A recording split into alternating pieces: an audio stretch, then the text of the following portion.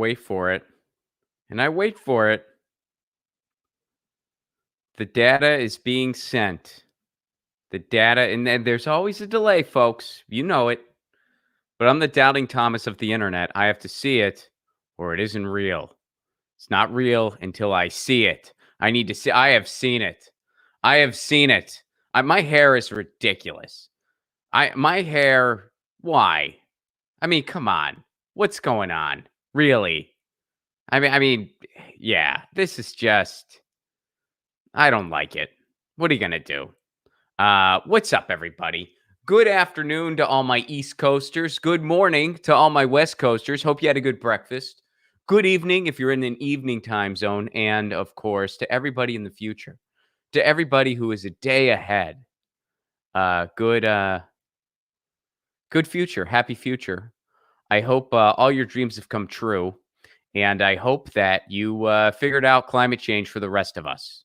I really do. I hope you figured it out. Man, this is they call Wednesday Hump Day. Today is Wednesday, February 10th, and I'm feeling it. You know, you wake up this morning and there's an oil spill in Northern California. There's the Narragansett hearing, which that was a doozy. I don't know if anyone else got it. We're going to talk about it. Don't worry. And what else happened? There was something else ridiculous that happened this morning that you were just like, wow, you've got to be kidding me. Well, there was a shooting yesterday in Minnesota. And oh yeah, and also on a personal note of the show, I don't know where my guest is. I don't know. Jamarl Thomas is supposed to be on the show today. I don't know where he's at, and I haven't heard from him. I guess our signals got crossed somehow, somewhere.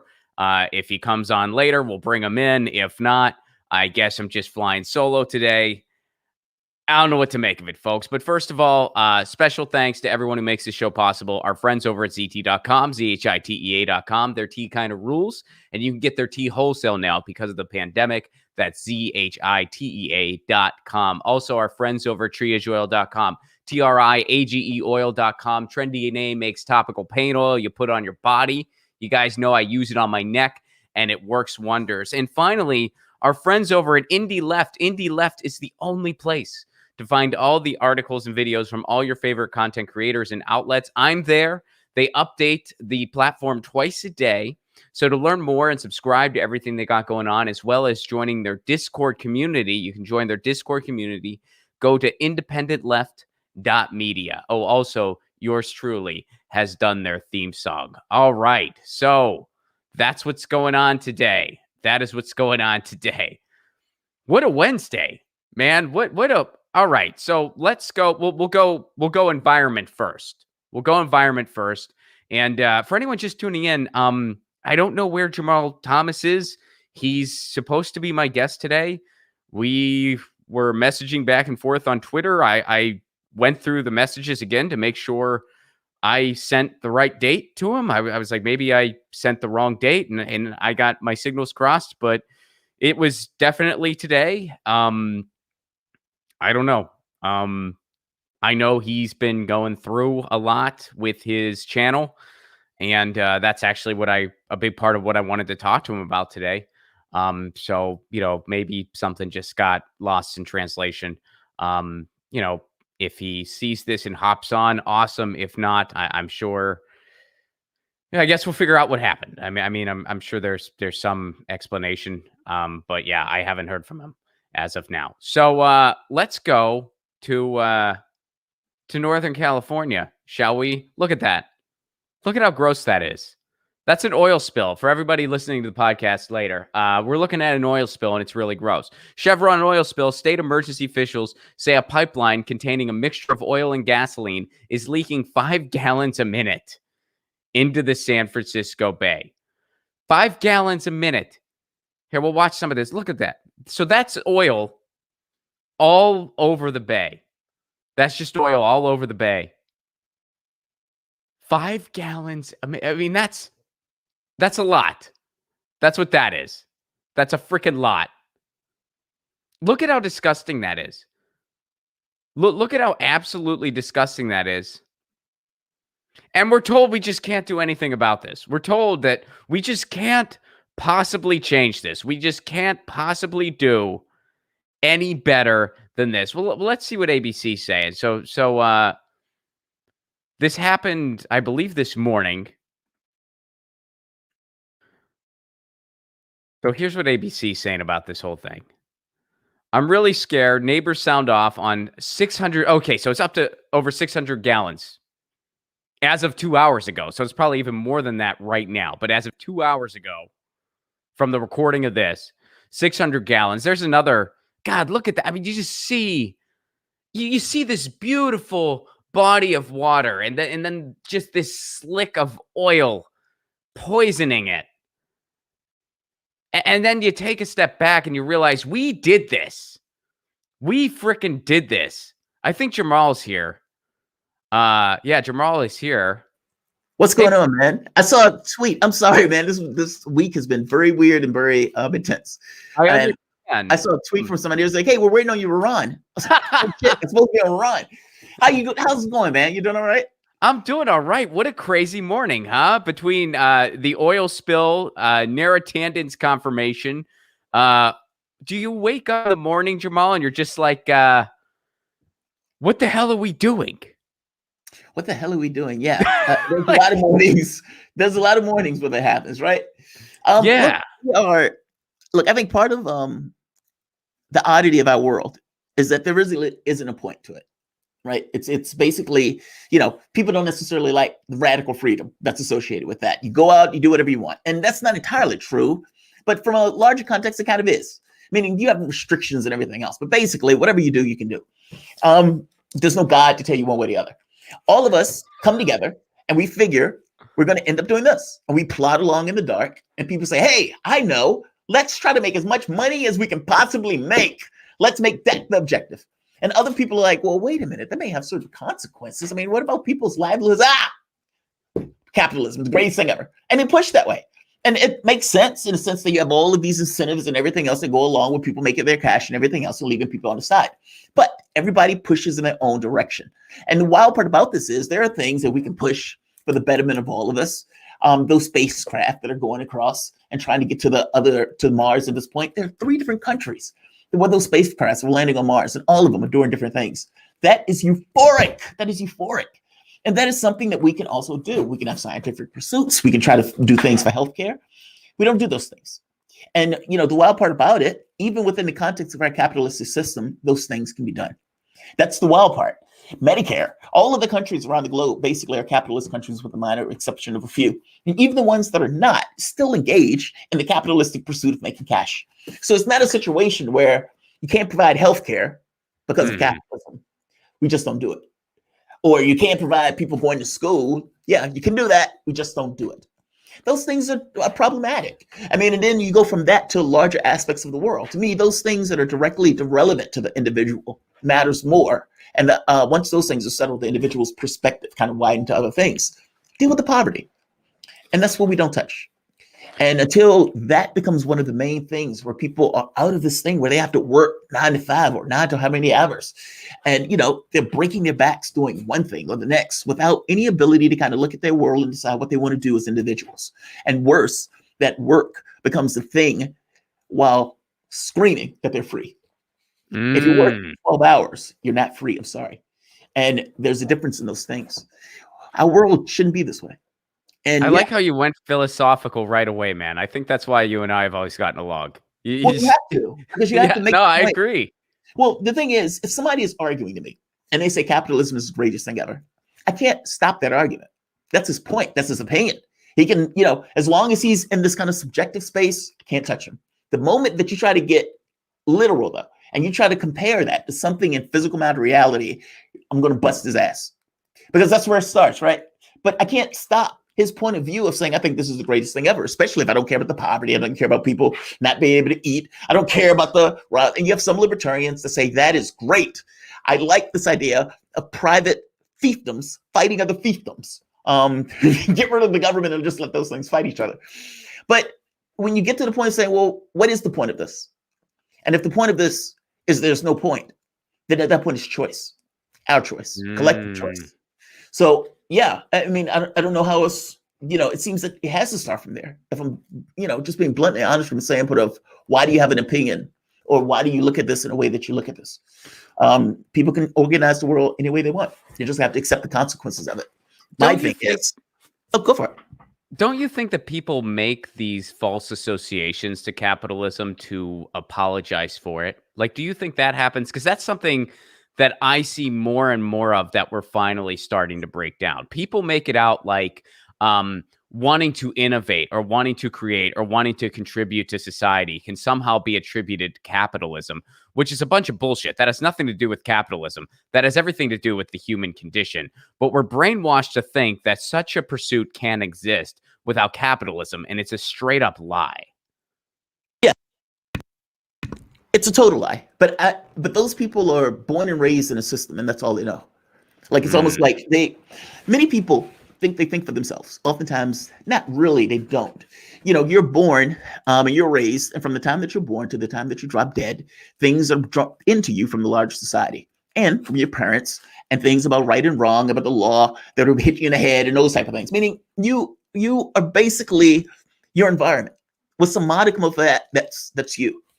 If you were born in the Soviet Union at the time, you would have those people fighting hard to defend the Soviet Union.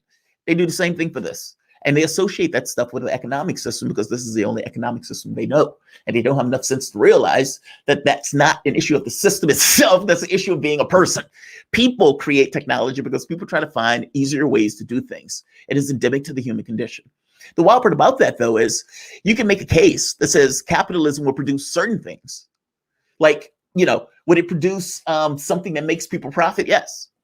But do we really need a blow pop? Do we really need the McDonald's, that's sitting there making hamburgers and trying to find the cheapest product that they can possibly make to put into the hamburgers to sell to you to make the most profit? Yes, capitalism will make that nonsense. It would also make bullshit jobs. It would make all that stuff. But that's not endemic to, like technology and advancement. It's not endemic to the human. It's just part of who we are. That is just human nature. That's just human nature. Well, I think getting this back to the oil spill, I mean, in some ways, capitalism is actually the opposite of human nature because, look, it's also human nature is to pursue technological solutions. Well, we have some solutions out there for our energy needs. And, drill, baby, drill is not it. And we're ready to move past that as a society. Yet we don't because of capitalism. So you see shit like this, where oil spills are still happening in places where most people don't want this anymore. I mean, even Wall Street, for crying out loud, even Wall Street is getting away from fossil fuel investment. I mean, not all of Wall Street, obviously, but some of Wall Street. They see the writing on the wall. Yeah, even they see the writing on the wall. They see the writing. Like the biggest criminals in the world are like, it's time to move on. We had our fun. But yet it's still happening. It's like, yeah, we fucked over the planet. Now I need you guys to pay for it. That's basically right. Isn't that what it is? It's you guys pay for it and figure out a way to fix it. It's environmental consequences that they basically push off on the public to fix after they gotten billions and billions and billions. Do you realize they understood back in the 80s that this was taking place? They understood it. They saw the documentation was there saying, hey, you're creating a situation of global warming where you're putting that stuff in the sky and it's going to basically heat the planet up. They understood it in the 80s. Exxon. It was actually the 70s, wasn't it? Well, I think it was even further. I thought it was the 70s, but I'm not sure. So I'm going with the 80s just to be on the safe side. All right. Well, either way, it's been a while. It's been a very long time. They knew it. And they took a financial choice to ignore it. Oh, capitalism is great. That financial source. Because for them, the profit mattered more. And the wild part is, profit is not even real. The planetary thing is real. The human beings are real. The people that are going to die from that stuff in the environment are real. The cash is not. And yet, based on this kind of fictitious environmental system that we organize ourselves around, they will still say, I get an advantage out of the fact that this is horrible. And I'm going to take that advantage and I'm going to leave that problem for the next guy, because after I leave my job, somebody else will have to deal with it. It's very bizarre. It's not like, it's almost as if they don't understand that this is the only planet we got. Habitable space. Yes. and that they can basically court themselves off into a wall and live kind of like in some kind of Ayn Rand nonsense. They don't realize this, but that is not defensible. It's not defensible. You can have all the robots that you want. It's astonishing to me, but they would do that. For them, that's not a big deal to them. Because in their heads, I don't have to live near that situation where that place is that horrible. And I can always retreat to somewhere else. Not in my backyard. But the thing is us. The thing is us. I don't blame a billionaire for saying, I don't really give a shit about the public. I got $1 billion. I can fly away. Or I can build a rocket ship and go to Mars. I blame the public because we got to live with that nonsense. And, you know, I get the idea of the cash and I get that people are paid for this or that. I even get that we're kind of atomized, where everybody is in their own little enclave. And it's like you have the environmentalists fighting this, you have other people fighting this with no concerted whole and no concerted point of view for the whole. I don't know how that fixes itself. I mean, because honestly, the environmental stuff is always going to lose because of the money that's against it without getting rid of other stuff. It's almost like you have to work through one thing in order to get to the other. Well, you have to go after some of the biggest polluters in the world. I mean, that's just the reality of it. I mean, but we could make a campaign for that, or do you have to make a campaign to get in, and then the public allow you to do that? I think it's the other. I think you have to make a campaign. Like, let's say Sanders went gangbusters. He doesn't have to say shit about the environment. He gets in office and he says, "We're going to go after the polluters." Is the public going to bitch at that? No, not at all, because Sanders made his campaign promises and made it stick. Same way with Republicans. When a Republican gets in office, what he does? I'm going to give a massive tax cut. He gives it to the people who he cares about and everything else. And it allow him to do some really horrible shit that the public lets him slide on. It's astonishing to me, but it's true. If you fulfill the public's needs and expectations, they will allow you to do the other stuff that you care about. And the environmental pollution stuff would be stuff that the public would be perfectly on board for the moment that the public itself is made whole. I think that it's totally okay to campaign on it because I think people care. Like I think people definitely care about the environment. They just don't really want to be inconvenienced. Yes. But, you know, reining in these polluters is just 100% necessary. And it's like, we could and should do everything we can as individuals. Absolutely. I mean, we should recycle. We should compost. We should do our absolute best. But yeah, but that's bull. That's bull. They always put that there to put that on the public. As if that's what I'm saying. That's what I'm saying. No. That's exactly what I'm saying. They do that to put it on us where they're just like, well, you know, if you do this, this, and this, and it's like, yes, absolutely. And that's great. However, it is a small drop in the bucket if you don't go after these people who are using our planet as their playground, which is the Amazons of the world, the Walmarts of the world, and honestly, the worldwide just oligarchy, really. I mean, and you look at places like China, even. China's a big polluter, yes, but they are seeking out green solutions much more than the United States is, and they're spreading that around the world. That's why, you know, as far as like, I don't know what to do about this, I've pretty much come to the conclusion that it's like the rest of the world is going to have to drag the United States kicking and screaming into a solution. I mean, I hope I'm proven wrong on that, but I don't see any, you know, systemic change happening anytime soon, at least not at the mass level that it needs to, unless the world puts pressure on. I don't even think world putting pressure on the United States would matter. That's how far I think it is. Because I think on some level it's mechanical. How do you unravel companies in a business model that they've been doing for the last, 50 years or more? And then on top of that, getting subsidies, getting all sorts of cash associated with it. The economic system runs on it. Even the pills that you take, the bags that are in the cereal, those things are made of oil. Like, all of that stuff is oil. And so it's like all of that stuff needs to change, right? How does it change? When does it change? At which point is there a changeover from one use of that particular product to some other product that does exactly what we need that product to do? And who's going to invest the money for that change? All of these things are capitalistic choices, right? If I'm in business and I have to make a choice on what am I going to use, A or B, what is the expense? How is it going to hurt me? It's baked into it. So it's like, it's one thing if you had this point of view, or we had a point of view as a society that the environment mattered, period. And because it mattered, maybe it's not a great idea to get oranges, let's say from China, and sell them into Florida when Florida can make oranges. I'm just using an example. I'm making a point that we never take the environment into account when we're thinking about our politics, or for that matter, thinking about our capitalistic reasoning. And even in the context of capitalism, there still should be some level of acknowledgement of the fucking world around you that you will persist.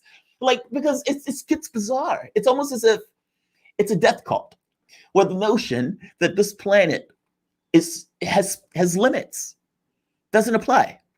It's as if it's a resource that's always there, that can always give, that is limitless, and that's not true. And yet, that's the way it operates. And I don't know. It almost takes reality itself to stop that. Now, I always say reality is, ideology is a poor substitute for reality. And in this very specific case, yeah, I think it's going to hit the skids. I think it's going to hit the skids when it realizes there's no further it can go. But do I have any idea that somebody's going to try to put the brakes on? No. I don't see it. I don't see it even with Joe Biden. No. I mean, he's what those oil things that he just opened up, because as his job as president, he's probably going to say, I need to be fair on some level. And there are people who are putting money in my pocket, and I don't want to push this too hard. It gets to that nonsense. When, no, I agree with you. There needs to be a concerted, very clear understanding that the environment matters. And that case needs to be made. I just think that case gets made and that case gets won when the public itself is made whole. That's all. I think you're absolutely right. And I think it's going to take, there's got to be environmental solutions and technological solutions. It's going to be all of the above. And it's going to take some cooperation among the world. And I just hope, I hope we are a better player, we being the United States, than I'm anticipating right now. I hope I'm proven wrong. I really do. But, the environment, the world didn't get straight until it hit environmental collapse. You know what, man? I was going to bring this up because I have a lot I want to talk to you about today, including what you're going through. I want to get to that later. I want to do a couple headlines with you first. And then if we have some time. So other people have said this about both you and I, or have said this to me about you, and maybe someone said it to you about me. But apparently we both kind of like to geek out about aliens occasionally. Yes. Is that true about you? Okay, so it's true. My channel is, I would say, one of the first channels, if not the first channel on the left, that started explicitly giving UFO content. And the argument, making the case, and being right the entire way through, yes, I am that guy. Even on Radio Sputnik, same thing, was first person to bring that on that channel and strongly defended the position. And not just defended the position, was right. Meaning people had to come on and be like, okay, yeah, man, I guess you were right. It's like, that's right, I was right. Because I wouldn't necessarily take a position that I can't defend.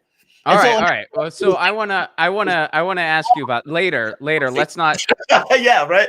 Let's not. But at the end, I wanna, because for me, I'm not in your league. Like I'm just, for me, it's just like a fun curiosity where like people have tweeted me stuff, and I'm like, this is, and I entertain the theme that it's like there's no way we're alone. Like it's however weird you think it is, it gets weirder.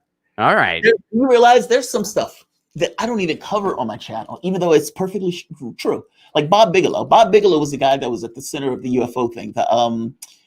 He was the project guy. He was the place who won the contract from Harry Reid for the studying of the UFOs. Luis Elizondo had a small part of that for ATIP. But Bob Bigelow, that was the guy. He was the owner of the company. Bob Bigelow just had an interview. And he was talking about Skinwalker Ranch and how the DIA, Defense Intelligence Agency, found him, talked to him, and wanted to go to the ranch because he wanted to study how weird and fucked up shit was there. After the meeting with the DIA guy was slightly freaked out by something that he saw at the ranch and allowed the research to take place at that ranch. They were trying to decide whether the phenomena at that ranch had anything to do with UFOs. And this is what the government was studying. This shit was phenomenal. Like, when I'm telling you it's weird, it is so fucking bizarre. It is phenomenal. And all of it is true. All of it is true. They documented all of it. Even the Pentagon putting out the tapes. Even the Pentagon and elements of the military, because of their religious beliefs, didn't or trying to stop the information from coming out. They believe that Ephesians something, I forget the name of the thing. Luis Elizondo said this the other day. He said that basically you have elements of the military that want the information out. You have other elements of the military that are freaked out by it because they think they're demons based on elements of the Bible that says something from the sky. Isn't that come on? Really? No shit. No, he's saying it. He's being very honest. He's being very serious. He said there are elements of the military that are uber religious and that are massively freaked out. It's not that they don't believe the phenomena because they have voluminous evidence.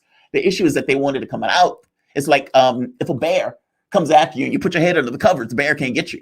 It's that nonsense. That it's like, yeah, we can't bring this. We can't talk about this. This is too much. This is too scary. Let's leave it alone. These things are demons. Let's back up. Demon. All right. Yeah. You'll have to. Yeah. So I'm not hip to very much of this. I mean, I'm like, I mean, think about it for the moment. Do you think that all of the military people, the people in the military, the United States, as Christian as this country has been, that those people in the military are all atheists? And if they're not, and some of them are uber religious, what is their point of view? So you think what frame do they look at this from? That's interesting. Yeah. I mean, I guess I never really thought. I never thought about that. I mean, my take is just there's definitely some stuff we don't know about that they're keeping from us for a reason, and I just think with how infinite the universe is, there's no way we're the only intelligent life. And I would like to, my personal belief, and again, I make it very clear, this is a belief because I can't prove this or disprove it as of now. My personal belief. Okay. But my belief, at least I think it's a belief, is that there's got to be something more advanced than us out there. Yeah. I mean, I think, so you don't think that's a belief? No, I think it's a fact. Okay. How so? Well, I think it has to be a flat fact for one. I mean, unless you're going to invoke God, we're not alone, right? I mean, think of how big the universe is. Think of all the planets. We're expanding into fucking infinite space and whatnot. I mean, not even hitting the point of what we're expanding into. Just the fact that we're expanding in general, and you're talking about planets. We have more universes or more galaxies and grains of sand on every beach on this planet. And you're going to tell me that we're in a little sandbox. You realize life grows in volcanic pits. I'm with you. In volcanic pits. And we're saying that we're the only thing, as if God made a petri dish and made us, the only thing. It's absolutely, I agree with you. It's insane. But I mean, I would say that's not even the strongest part of my argument. The evidence, the evidence that you're seeing with these things coming out of the sky and whatnot, the pallets that are coming out saying, yes, I was watching that technological device and it blew past me. Yes, I was watching the device come out of the water and now pallets were chasing it. Pallets. Detailed information coming from signals research and whatnot. The Pentagon releasing those videos. The people, not just the videos, but the people who were in the planes talking. And look, it's not just the United States, by the way. Britain, France, they've released their files. And again, the people who are researching this stuff have come out and basically said, yes, we saw a lot of weird shit. We can't explain it. It looked like technology and it looked like devices that was going well beyond what we could do in this plane. That is the reason why the U.S. military or the Navy changed their policy on this. That is the reason why the United States Army is working with Two Stars Academy, which is a UFO organization. Literally, UFO. That's Tom DeLonge from Blink-182, right? Yeah. Exactly. The military is working with him. Now, have you ever talked to him? I've never talked to Tom. I'd love to talk to DeLonge. I'd be curious to talk to him. I mean, I would love to talk to him. I think he's a spook. And I don't mean that in a horrible way. And I don't mean that even from the standpoint that I think he knows it. I think there's a lot of Tom DeLonge. So if you ever look at, I don't know if you've looked through the Hillary Clinton emails, the Podesta leaks. I mean, it's been a while, but I mean, I have looked at them. UFO stuff is all through the Podesta leaks. People thought Tom DeLonge was full of shit. It was like, who's this rock star? Who's fucking guy doesn't know anything about UFOs? Then the leaks come out. And Tom DeLonge is all through them. He's talking about UFOs. There are people saying, hey, we're going to meet you up together. Hillary Clinton wanted to be asked about UFOs when she was, I think it was on Jimmy Kimmel, and her staff was pushing them to ask. And then really? After that, Hillary Clinton said, well, we call them UAPs. That's what we call them. That's what she said. And she says, what does that stand for? Unidentified aerial phenomena. It's okay. Just, all right. They wanted to change the perspective because UFOs was somewhat of a loaded word, so they wanted to transfer it onto UAP. That didn't have a meaning. It's a political thing. It's nonsense. It's just theater. But that's what she wanted. She wanted to open the books. And so she wanted them to ask her about that stuff. Hillary Clinton getting caught with the UFO book. John Podesta had been trying to open the UFO books for years. He goes on the stand after, I think it was at the end of the Obama administration, and say, my greatest failure is not opening the UFO files and getting those files released. This is what was taking place. So when all of this stuff started taking place, they assumed that Hillary Clinton was going to be in office. When those leaks came out, the assumption was that Clinton was going to be in office and that Clinton would have had all of the political will, because all of the stuff was coming out, to open the books. That was what they hoped. Hillary Clinton lost that race. Trump ended up in office. The stuff came out anyway. there was no push from the president to do anything about it. Isn't that phenomenal? Think about what would have happened if Hillary Clinton would have won that race and all of that information would have came out. So now Joe Biden is in, and Joe Biden doesn't know shit about UFOs. And so all of this stuff is just kind of lingering with like all of these threads. The U.S. Navy has owned it. The political space has owned it because they're going to get briefings based upon the stuff that they were getting from Bob Bigelow and stuff like that, all of the research that had been going on. You have the situation where the Army is working with a UFO organization explicitly talking about materials that have yet to be disclosed and whether those can be used for military applications.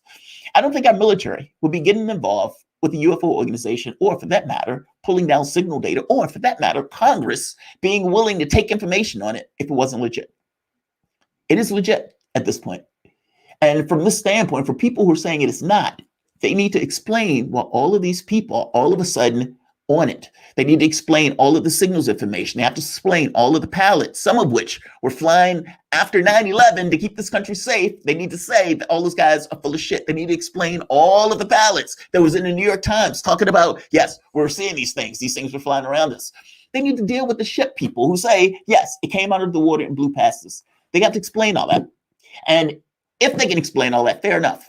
My argument is that basically, look, it's either us or something else. It's either us and secret projects that we have in this kind of break off civilization of sorts. Right. Or it's not. And both of those things are fucking phenomenal. But what do you think it is? I mean, because that's the common argument you hear. You hear that it's just them testing new technologies, them testing new objects, and that's all it is. I think it's both. You think it's both? I think it's both. I do believe, more likely than not, that we have shit from UFOs. Bigelow, they asked him that very straight question. And again, Bigelow is the guy that was studying this stuff. Bigelow is the guy that had his hands on all of this stuff even further than the project at Luis Elizondo. And so they asked him last Friday, he just had an interview. And they asked him last Friday, did you see chips? Did you see hardware? He is clearly under some kind of secrecy. He's like, he's thinking about it, right? He's like, all right, I gotta answer this. And he basically says, yes, we have stuff. We have ships. We have stuff that we've pulled up. Now, he would not go that farther into that, further than, yes, we have materials. So then it's still a belief though, because it's like here's the thing. It is a fact that there's definitely some life on other planets, like plant life and stuff like that. As far as intelligent life. Wait. Have you seen plant life on other planets? I haven't seen it. No. Have you? How do you know on other planets? Oh, come on. Why? Come on. I mean, come on. I mean, I get where you're going. I get where you're going. That's fair. But I mean, and again, I have the same belief as you. I do think intelligent life is definitely out there because I mean, I think the analogy you made, I think is great. You tell me that we're some petri dish. There's no freaking way. God put a glass bars around us. I mean, look, that would be mind blowing. That would be either even more shocking than a UFO thing to me. I agree. If we found out we were the only intelligent, I mean, that would be way more shocking. Then there's got to be something else intelligent out there because it's like, I mean, think of the probability of that. It's like we landed on the right grain of sand in a coastline. Like it's absolutely unbelievable, but there's still I mean, I still have to acknowledge that until there's indisputable evidence of that, it's still to an extent my personal belief. What's indisputable evidence to you? Seeing it, interacting with it. For yourself? I mean, you have to be abducted first? I mean, no, are you asking? Well, can I give you my wish and then the actual answer? I mean, ideally, yeah, I would see everything firsthand, dude. Ideally, I would just like meet whoever or whatever it is, and they would just lay it out for me. So let me tell you one of my experiences. I hit this thing like when I was maybe a few years ago, and I was like uncomfortably interested in this. Like it was extreme. It was so bizarre, and I was freaking my wife out. Because to me, like anything else, like if I want to know, I'm kind of like you. I want to see it firsthand. And when I was younger, I used to have this weird phenomena, things coming into my room, sitting on my bed and stuff like that. As I got older, I got more into like new agey stuff. And I used to say, all right, if the spirit guides and stuff like that exist, I want to try to figure that shit out. And I used to do all of this meditation and everything else for the split purpose of contacting this kind of thing that Sylvia Brown was calling the spirit guide. That was me. I wanted to know. I didn't care whether or not people say, hey, that's stupid or whatever else. I don't give a shit about them. Is it true? Because I don't think that all of these people are just making shit up. And I kind of want to give them the benefit of the doubt to determine in their own terms of whether or not it happened. That was weird. It took a while and freaked me the fuck out for a very long time until one morning I hear somebody beside my bed saying, hello. Now, the day after that or the night after that, I fall into an OBE or lucid experience where a woman addresses me. She said, I'm your expositor. And she continues to have a conversation with me, basically explaining all of these things that I cannot remember. I can't even remember a fucking name because I kept telling myself, expositor, expositor, remember that word. And I've seen her multiple times. And so the spirit got stuff to me. It was like, okay, maybe there's a there. Is it me or is it something outside of me? I have no idea. But what I do know is that I didn't know what the word expositor was before up to that moment. And, you know, I can accept this notion that it is an aspect of me, but I don't know. You know what I mean? Like, it's hard to determine what's you and what's outside of you at times. Well, this was all in like some kind of a dream, and whether it was more than that or an experience, it was lucid. Yeah, but the dream started provoking weird stuff. Like stuff started happening even when I was wide awake. Like the lights started flashing and stuff like that. But at that point, that was me being really into trying to figure out what that was. That it bleeds off for a while. And I get heavy into the UFO thing. And I start asking myself, is this real? Like, is this BS? And you start freaking yourself out a little bit when you start going through the literature. Because you have people like, aliens are eating babies. Oh, God, that sounds fucked up. There's, bases underground where aliens are working with the government.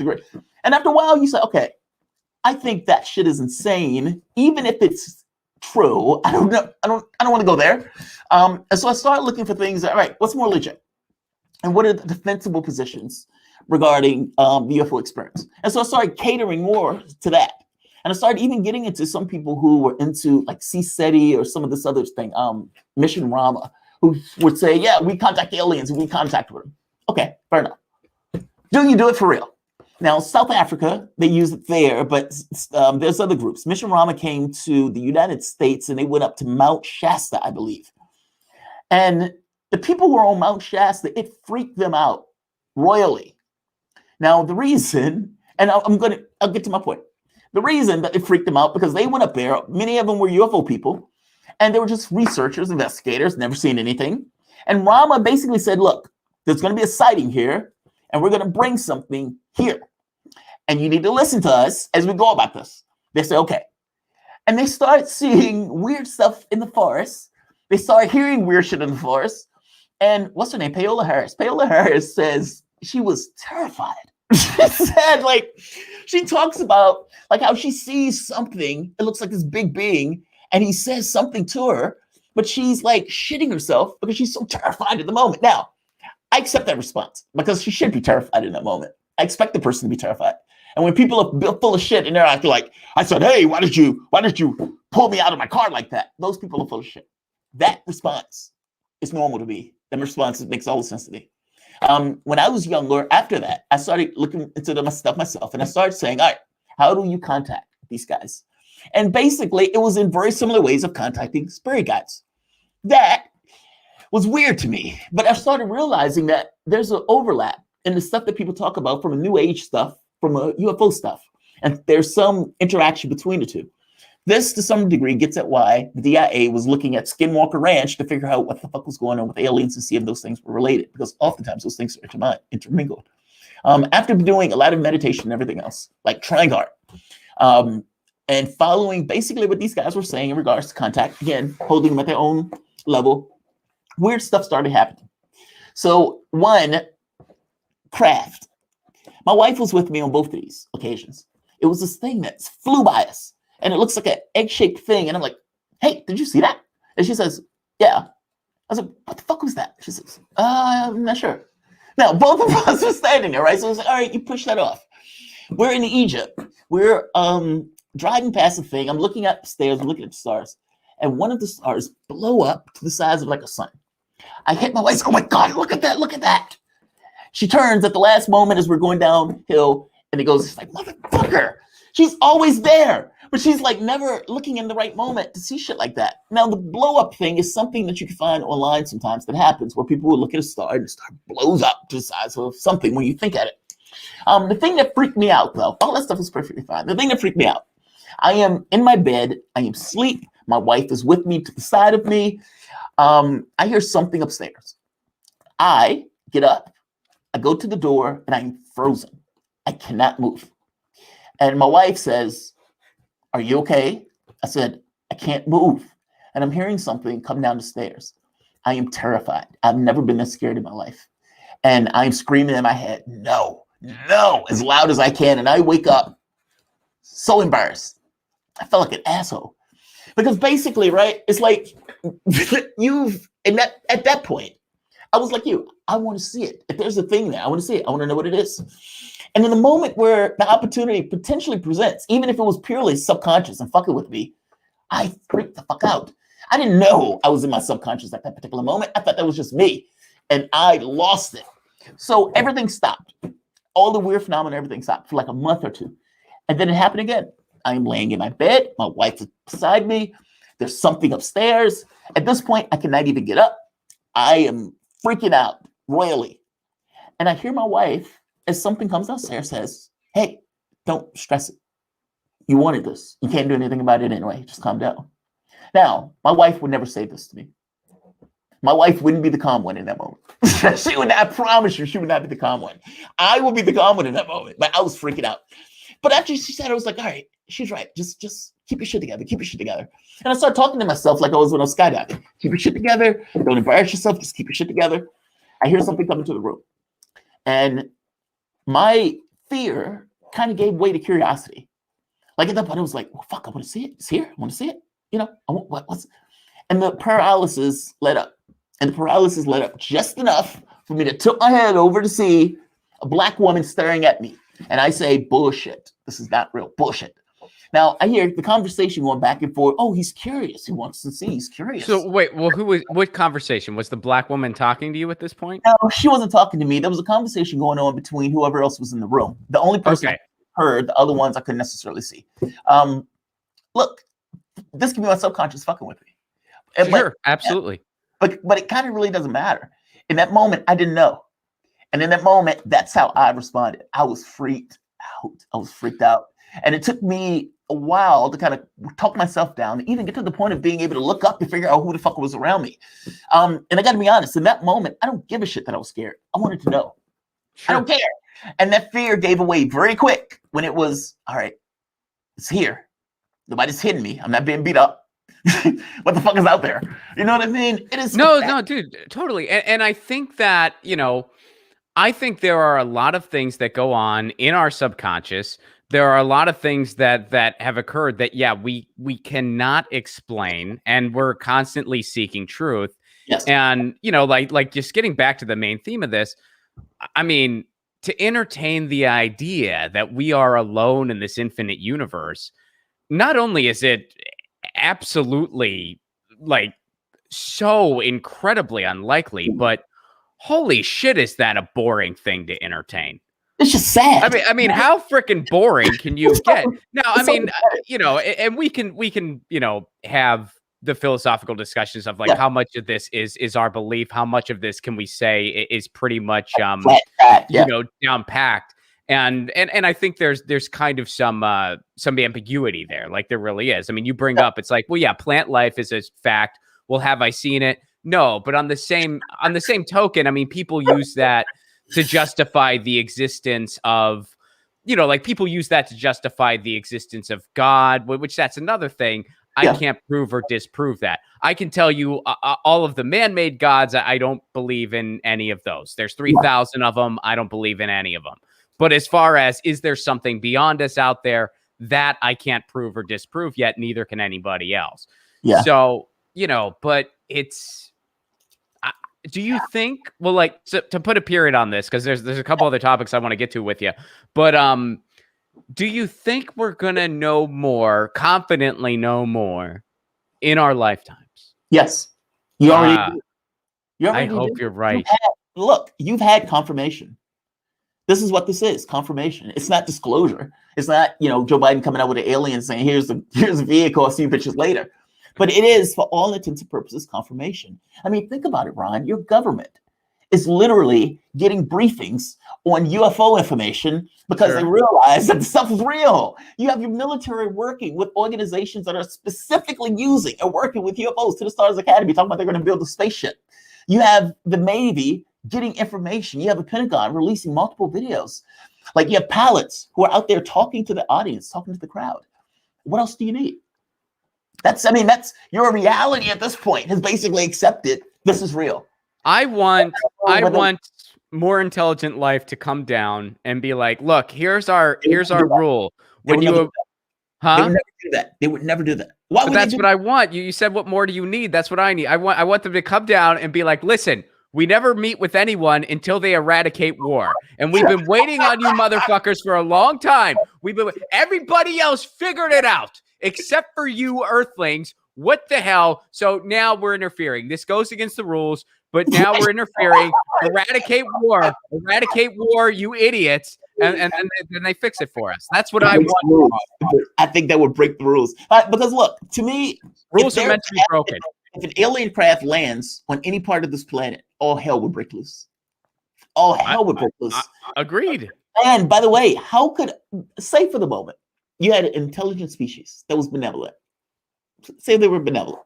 How could they ever even give us things for energy production? How could they ever even contact us in a way that wouldn't necessarily either have people screaming that the aliens are trying to kill us, they're trying to eat us for food, it's a cookbook, all of this type of stuff going on? How do you get that benevolent species? How does that benevolent species do anything to contact us in a way that doesn't provoke either chaos, confusion, or conspiracy theories, or that's a question you and I can't answer. Exactly. Because we as Earthlings cannot transcend language, but maybe there is a civilization that can. I'm not saying there, I don't know, but I'd like to think there is. We can't language. Explain what you mean by that. We cannot exchange. We cannot transcend language. We cannot transcend the use of symbols to communicate. Like we have not figured out how to transcend that yet. Can it be done? Maybe it can't, but I'd like to think that it can, and something more advanced has figured that out. In other words, if they ever did come to us, we would know that they were coming in peace. We would have people who claim to have experiences, that's actually not an uncommon thing that they report. They report feeling totally at ease. Right. They report feeling at peace. They report this feeling of euphoria that they couldn't explain. Maybe, just maybe, if everything they're saying is legit, this more advanced species has transcended a language that we have not been able to transcend yet. And that is how they would accomplish the question you just asked. I do understand, but that doesn't really mean anything, if I'm being bluntly honest. It means a lot. When I met my guy, the spirit guy thing, it felt euphoric. I've never felt anything like it. It was this kind of weird merger between, the two things. I've never felt anything like it. Euphoric. Was it real? Real to me, I suppose. And yeah, I do think it's outside of self on that one. But if you have an experience with a particular being and that being makes you feel a particular way, it doesn't really mean anything. You just feel that way. Does it make sense? Like if I have some particular way of engaging with your consciousness, and within the context of me engaging with that, I can give you certain feelings for you to feel a particular way. And you come out that saying, wow, this felt like a religious experience. I felt really at ease and everything else. You're being manipulated, potentially. How do you know? This is not like, we can't function on this as if we function from each other, because it doesn't really apply. You're talking about something that is fundamentally different than us, and how they engage with us could potentially be manipulative. Now, it could be manipulative for good reasons. That's true. They could try to manipulate us because, hey, you guys are fuck ups. And we need you to not be fuck ups. So we need to manipulate you in a way because there's no way for us to engage you honestly in a way that doesn't cause confusion. Yeah, that could be that. But how do we know? And that's the problem. We don't. And so I don't begrudge people who are more cynical of this stuff, even though they are problematic, because those are the people like they're eating babies and they're having genetic experiments and all this other stuff. Are they? Who knows? They could be. From their point of view, there may be nothing wrong with that at all. Again, this is what I mean. We're engaging something that is fundamentally different. if we engage in anything at all. So I do feel you, though. People who do have alien experiences often do come back and say, look, they're concerned about this planet. They're concerned about these nuclear weapons. We're killing each other for no reason, et cetera, et cetera. It's like, basically, you guys are fucking up. Fix it. And so, yeah, that is often what the experience ends up being, especially for people who've had many. Like when they say they have many of the experiences, it comes back over and over and over again with that particular thing. But no, I feel you, man. But it's complicated. Like, it's exopolitics, and human beings are fragile. We're frail in some respects, especially in our perception of the world. We can be conned by, a Hillary Clinton of the world. Imagine somebody who can actually get in on regards. Obama was able to get hope and change, and how people, Jesse Jackson crying on the thing.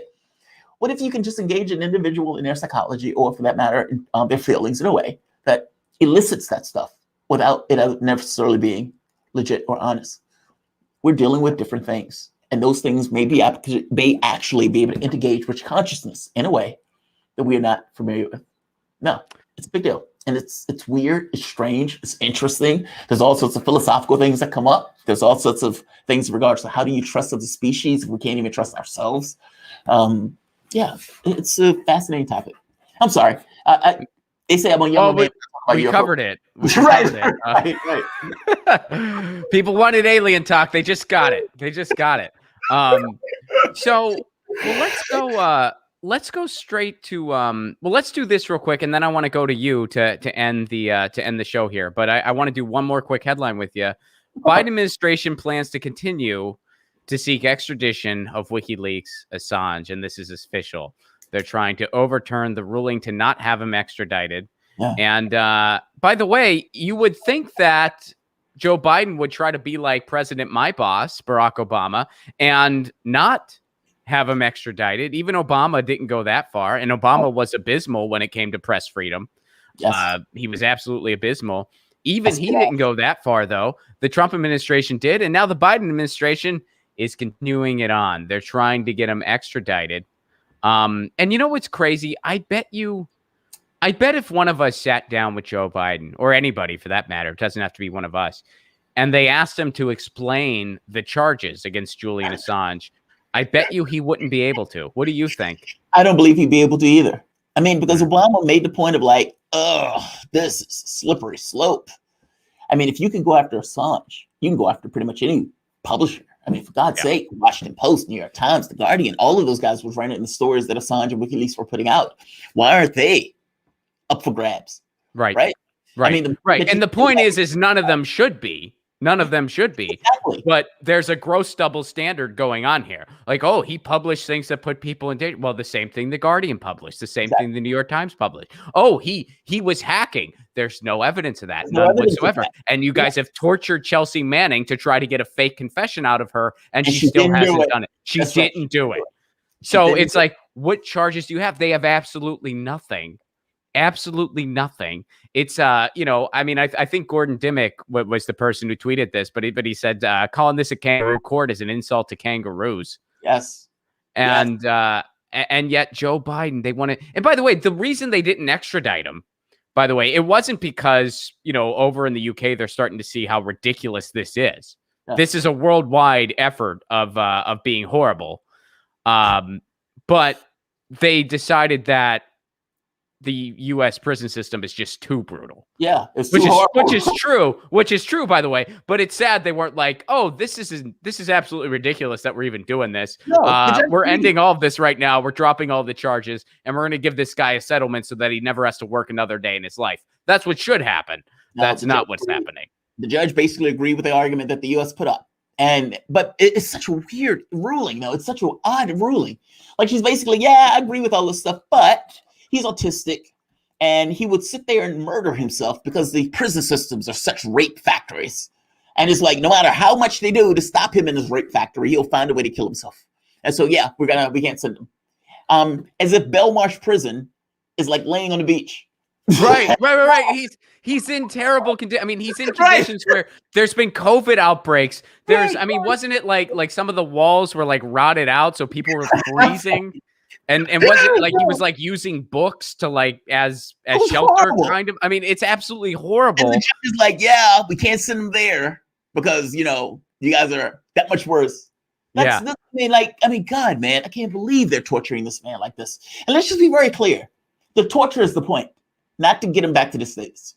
The 7 years of him being locked in, him being in Belmarsh, him putting in a little glass cage—that's the point of it all. That's the point. The point is the torture, and to make it look says, look, this is what happens when you go against the empire. This is what happens. This is what happens. It's like, you got to take it in the teeth in order to show other people not to do that. And that's basically what they're doing. They do it for everybody. Martin Luther King, Malcolm X, JFK, any of these guys that basically stand out of line in any particular way that runs up against this notion of empire. And JFK didn't, I shouldn't include him in the empire thing, but you get my point. No. I get your point. The thing too, though, torturing in public. That's the thing, point. Right? Oh, absolutely. But the thing too, though, is if they do get him to the United States, it is game over because they can do everything behind closed doors completely, and they will. They're already, acting horribly now. The way the press has been denied so many rights as far as access to this whole thing. But there has been a little bit of transparency thanks to so many journalists and activists on the ground who demanded it. That's right. If it wasn't for them, we'd be even more in the dark. If it wasn't for, organizations out in the UK, journalists out there and journalists based here, the Action for Assange groups and Kevin Gustola, and all kinds of folks. I can't, think everyone off the top of my head, but if it wasn't for all of them being our boots on the ground in London and elsewhere, we'd know even less. But they have demanded some transparency. If they get him, Julian Assange, to the United States, it is game over. And we're not, there's a good chance we wouldn't even know what they did. The only positive side, or it's not positive at all, it's part of the fact it's fucking terrifying, will be whatever they do to Assange. At some point, there'll be some strong man that would end up doing the exact same thing to the press because the precedent was been set with Assange. Meaning all of those news organizations that stand by and allow it to take place, they're going to get it in the teeth with the next dictator that decides for a push attempt in the United States and decide that the shit that they're saying goes too far. Obama was using an Espionage Act in these kind of weird ways to try to knock down people who are going after his campaign or going after certain information. Think about it, Espionage Act. Not to mention setting up an agency in the White House to go after investigative reporters. This was the shit that Obama was doing. And so it's like, they're literally going after a guy that was a publisher. Assange did nothing wrong. What he did wrong was piss them off. That's it. That's his crime. When exposing the CIA stuff, exposing the leaks, that was the thing. They were. He did his job. He did his goddamn job. Did his job. And you know what's weirder? Why aren't the other news agencies in the Washington Post and New York Times being gone after like this by the government? Yeah. Did you think about that? They're making a very explicit interest in Assange. And you think to yourself, well, if they're going after Assange like this, why aren't the other people under threat like that? And it makes you think maybe because the other people, when the nuggets of truth do get out there, they are very heavily sugar-coated. Exactly. Or they're not in the headline. They're in the 7th paragraph, maybe. Exactly. But with Assange, he just publishes it and lets the public decide. And that's what they don't want. Exactly. That is what scares them. So, well, let's then to close out today, I want to talk a little bit about what you've been going through. So you have been demonetized, remonetized, and now you're demonetized again, right? You're like the hokey pokey of monetization. What the hell is going on, Jamarl? This has been really fucking aggravating, like to put it mildly. So that's right.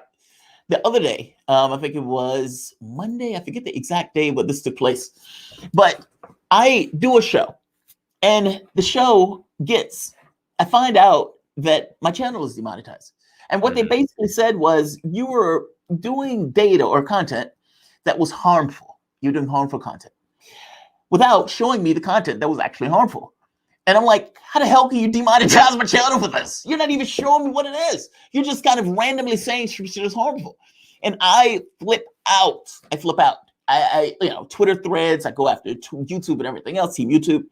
And so after a few days, after demonetizing my account, stealing the cash of the revenue that should have been earned on those particular days, they come back and say, hey, our bad. We're too aggressive in our approach in getting rid of your stuff. And we're putting your content back. Your content is remonetized. And again, we're sorry. We thank you for waiting for us. Well, I didn't have a fucking choice to wait for you in the first place. And you shouldn't have demonetized it in the first place because there's nothing in my content that's harmful. I may have conversations with people because we allow people to have those fights about vaccines or whatever else they want to have a fight about. As a way that mainstream media pretty much ignores the conversation. We have those fights. We have those fights over impeachment. We have those fights over vaccine. We don't care what it is. We have those fights. That's our show. And so they look at that and they say, oh, that's harmful. That's harmful. How is it harmful to have those conversations? I'm sorry, it's not. Those things can be aired out and fought about, and we do. So then they came back and said, all right, I bet. The next day, I go and do a show. I do a show based on Trump's and impeachment.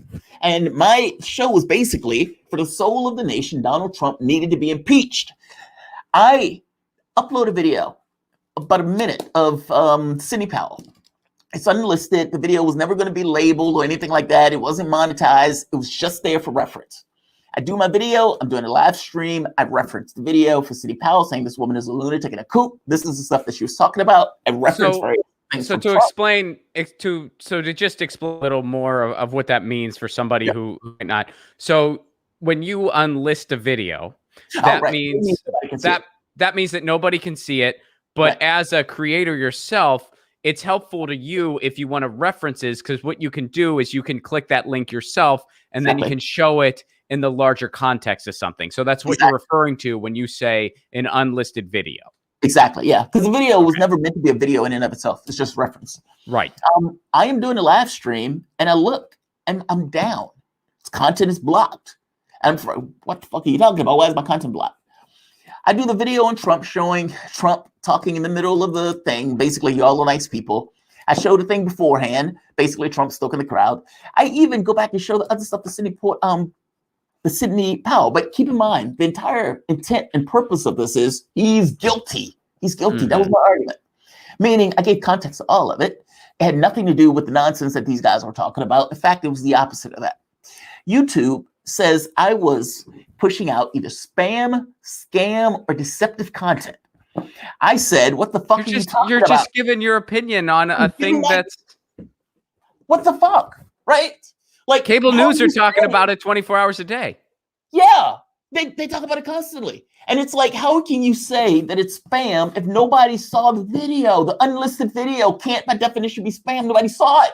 And then to make it even worse, to make this argument about spam or deceptive content, that is such a fucking slander. I mean, and it's a slander that can't be substantiated at all. I put the video up so people can see the video for themselves. I put the other video up by Sidney Powell, and I put the video up that was the end product of that. They can make a look for yourself. Is there anything deceptive? Is there anything spammy, or is there anything scammy about that video? And the answer as of the recording of this, have they gotten back to you? Has there been any further developments? So Team YouTube basically apparently sent my information to, I don't know, some other person. The thing is, YouTube is a faceless entity. They don't have to do anything. They don't have to contact you. They don't have to respond to you. They can ignore you, and you can't do shit about it. And Team YouTube sometimes responds depending upon what else is going on. And so he basically said, hey, the appeal is out. And I was making a point to him like, dude, this is so off base. That video was unlisted. Nobody was going to see it. I was like, well, just for future reference, anything that's uploaded, regardless of whether people could see it or not, is considered a blah, blah, blah. So wait, are you telling me that they're going to say a video that nobody can see is spam? Is that what you're arguing? And to make that even worse, to make the point about like, there's nothing deceptive in the video. Proof, what's the deception? There's not there. You would have to drop all context about what the video was about and say that video had Trump in it, so that video was good, it was deceptive. It's such BS. And now, honestly, man, it shouldn't have, if there's any subjectivity at all, and there is none in this case, it should go to the bias of the creator. If you have a platform, you have all of these people making money on your platform, and those people decide to trust that to make a living. I mean, just real talk. You have some people that do this purely as the only job they did. I did it that way for a very long time. And the idea that any random day Google on a whim, without any concern for you, your well-being, or what you need that money for, can end your account and your capacity to make money. You have no recourse. In fact, they don't even give you the money that they owe you when they shut down your account. Isn't that strange and odd? They don't care. if you were working at any other job, whatever that particular job was, if something went on, they would have hard pains to take your salary away. They wouldn't do it because they give a shit about the fact that you have a job and that you need that stuff to pay for it. They did that on a whim. They did a mass purge. They didn't give a shit about those content creators. And so there is something dramatically troubling about the way that they go about their affairs in this. And Lord knows whether it's a union, whether it's a secondary company, but something needs to break this fucking company and the way that this company operates. Because right now they have no other pull on them, meaning they don't have that secondary thing that pushes against them to say, hey, maybe we shouldn't do this. Maybe we shouldn't get rid of a person's ability to make income. Maybe we should be a little less, aggressive when we decide to shut off somebody's account or shut off the ability for that person to make ends. And it's not just me. It's a shitload of channels. Right. Who did this to. And so it's like, yeah, they turned my channel on one day after they fucked up, and then they fucked up the very next day again on something ancillary to it. That was just as ludicrous, if not more so. Like, again, the video is on my channel. Anybody can see it. It's on my Twitter account. It's not deceptive. The video is literally there. In fact, I gave the entire thing so people could see every step along the way and make their choice about it. YouTube contacted me. It was somebody from YouTube Creators. And he said, hey, we're looking into this problem. Thank you for the link. Is there anything else you want me to know? And I sent him basically another link with the Twitter thread of showing everything that I had said before. And I said, dude, to add something, it is greatly aggravating that you guys would do this on a whim. And that, yeah, if there's any subjectivity, the subjectivity should go towards the person, right? Because it's the person that is dealing with that. You're just a faceless entity that is making a choice that is destroying those people's lives. So I haven't heard anything back from, because at that point, it's, they can take whatever time they want. It doesn't necessarily overtly affect them. There's nothing else outside of them that can make them hurt for that. And until we find something that can make them hurt and cause severe pain to the company, nothing fundamentally changes. That may just be secondary companies that people start up, like Rafkin or some of the other companies that drag off people when they get sick of the shit that YouTube does. And God, honestly, man, until it gets to the point where YouTube has competition, YouTube is going to behave in the same way that YouTube behaves. They need to be broken up. And this gets to the whole publisher argument. It's like they're acting as publishers. Right. In fact, they're wanting to have their cake and eat it too. Yeah. And this is all a social media, and we're living in a unique time where the law has not caught up with technology, and we need to have some new policy to meet the moment with this stuff. They need to be utilities. That's where they need to be utilities. I mean, I agree, utilities. And then the other thing that I think is and also a very good solution is make these platforms follow the free speech laws of the United States. Right. Like make them follow free speech laws instead of being able. I mean, right now we're in this unique moment where Jack Dorsey's random terms of service and Mark Zuckerberg's random terms of service and Google's random terms of service have more. They're more powerful than the actual free speech laws of the freaking country. Right. That's, I mean, that's totally backwards. And in the eyes of the law as it stands now, there's nothing we can do about it. I mean, that the law permits that, but the law is an evolving concept too. And that's why, because sometimes technology passes it up or other entities pass it up and you realize, hey, we got to revisit this because the way it's working right now, it ain't working. For the good of the exchange of information and ideas, we need to update this thing. In the meantime, Jamarl, thanks so much for sharing your story, man. And obviously, I wish you all the best. And I got a few comments here. Wesley, thank you very much for the Super Chat contribution. David, thank you very much. And you asked this. Great to see you monetize. Ron, are you live on Rockfin, which goes into some of the stuff Jamarl and I were just talking about. So I am not streaming live on Rockfin yet. I do post everything to Rockfin. But I'm working on getting that figured out, and I will be streaming live to Rockfin soon. And Rockfin is a great way to support this show. All my premium content gets posted on Rockfin, and all of my regular content gets posted on Rockfin as well. And Jamarl, you are on Rockfin now too, right? Well, I just started. Yeah, I've just loaded my Rockfin account. I haven't put any video up yet, but the video I did earlier today for Neo Attendant, that's going on Rockfin. Wonderful, man. And in the meantime, where can everybody follow you? Where can everybody learn more? So I'm still on Twitter, still on YouTube. The channel is still there. I think it's like 30,000 or so. So that's still there under Jamarl Thomas. I've been streaming on the Progressive Soapbox on YouTube, so you can definitely find my show there. And you can also find me on Twitter at the Prague Soapbox. One last point, Ron. Look, I agree with you on the First Amendment thing. Look, companies have to follow rules. Just because they're private enterprises doesn't necessarily mean they're oblivious to rules. Right. You have, if a handicapped person needs to get into a shop, the company has to put down a ramp for that person to be able to access the shop. You can't have bakeries turn away people who are Black. I don't want to serve a gay couple because they're gay. Yeah, that doesn't apply. If you want to open your doors, you have to follow the rules. That should not be any different for social media companies. And in the same way that those organizations have to be held to the rule set, then social media companies should also be held to certain rule sets. So people saying, oh, they're private entities. Fuck that. I don't care they're private entities. Private entities still have to live up to certain responsibilities. So, I agree with you. I'm just saying, like, that's what they're hiding behind. Oh no, I agree with you. And that's why we have that's why it's like, and it's so interesting to me, and I'm sure like this has caused you to kind of drop your jaw too, where you see people on the left using that argument. Yes. Well, they're private entities. That's just but they are such a dominant part. I mean, people make it out like, oh, these are just random, like, personal websites almost. And it's just like, no, every news article that gets published references freaking Twitter. They all do it. Yeah, it's our commons. It's our commons. And you're going to make it out like they should just be able to do whatever they want. And you're saying that's okay? I mean, that's absolutely ridiculous. Yes. Well, I guess we'll see how society progresses, and hopefully it's in the right way. But in the meantime, follow Jamarl at the Prague Soapbox on Twitter and check him out on YouTube and now on Rockfin. Good to have you on Rockfin, man. Thank you. All right, buddy. Dude, awesome to catch up with you always. And everybody else, we will be back. Thank you, Wesley. Thank you, David. Thank you, David again.